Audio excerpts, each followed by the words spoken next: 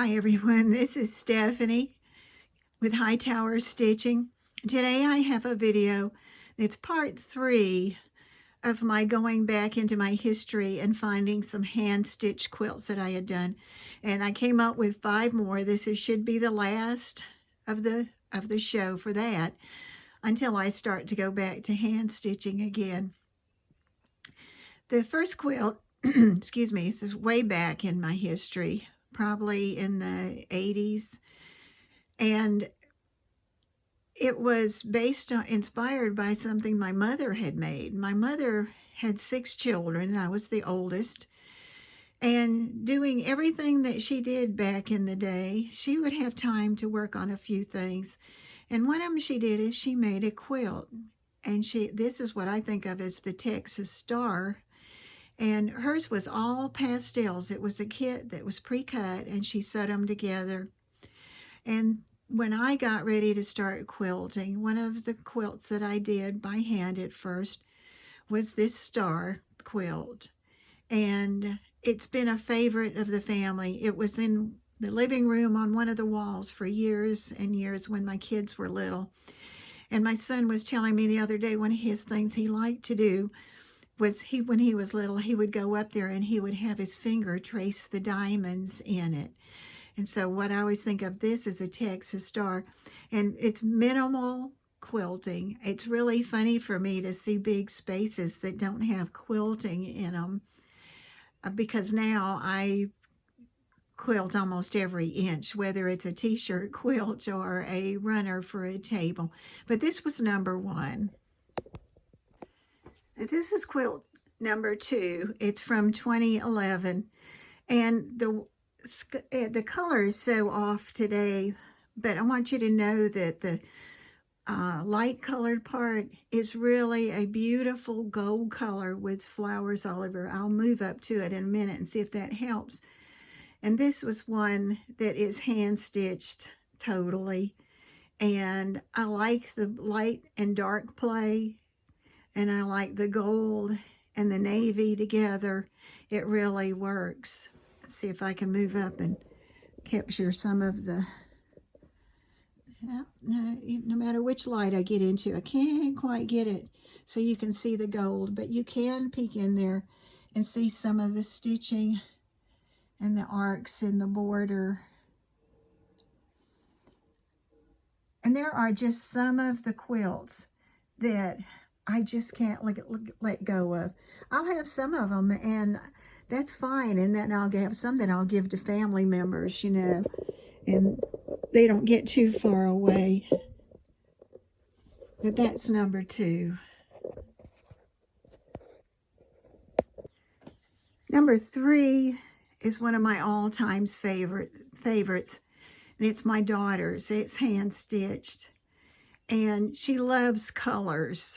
And then she picks out favorite colors that she likes. And I actually made 2 of these, and then I put another one together.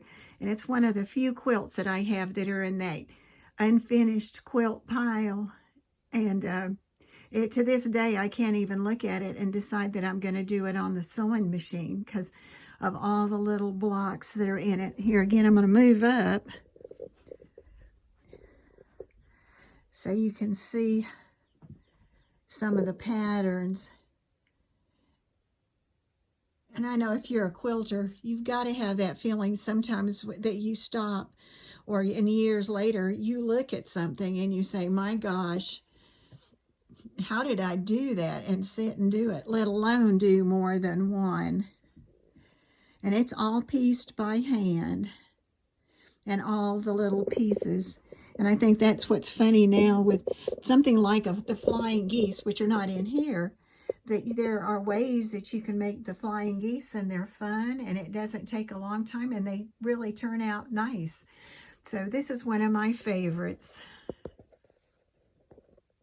My daughter's was in 2011, and this next one that pops your eyes out was done in 2017. And periodically, I love the patterns that I didn't even know it was something called scrappy quilts before, because I just took and said, oh, look at all the neat colors I can put together. And I finally had collected a little bit of material. I usually used at that time everything that I had. And so you can see how crazy this is. And I just love it. And that's one of those I kept because that's a thing that I like, is doing the scrappy quilts. I like looking at the material and remembering the material. And sometimes I'll even have some of it still on the shelf. That's so funny. The back of this one is just a cream color with a little bit of a yellow brown in the back. But this is about when I really discovered how much fun it was to look at the back. And sometimes when I was doing a pattern on the front, doing it a little piece at a time, then I would look at the back, and lots of time the back would help me know what I should do on the front. And it's slipping. And number 5, can it get any brighter? Isn't that so funny? The very first quilt, it really didn't pick up the gold color in it. But then this one goes to the reds and greens. You just can't lose when you put reds and greens together. And this was a pattern I really liked. And again, it's hand stitched. And the back is, again, the cream color with a little bit of the yellow in there. And that's one of the things that I really realized that was a jump for me, or a learning curve, was when I was hand stitching. I could sit there and look at the block, and I could stitch apart and say, oh, I like that. And then I could stitch another piece, and I could say, oh, I like that. But when I started working on free motion quilting on my quilt blocks, I really learned that that technique made me nervous, doing a piece at a time. So I started tracing my block with a piece of shower curtain, with a piece of plastic, with or I draw it on a piece of white butcher paper, and then I'd play with what I might like to do on it, and then experiment as I started. But I never cut out, went and pulled any stitches out of any of those with the free motion quilting. And when they were in, they were in. And this quilt is one that doesn't have a date on it. But I know, because it's hand stitched, that it's somewhere between 1980 and 2000, somewhere in there. And I like the sawtooth edge. If I catch it with the top.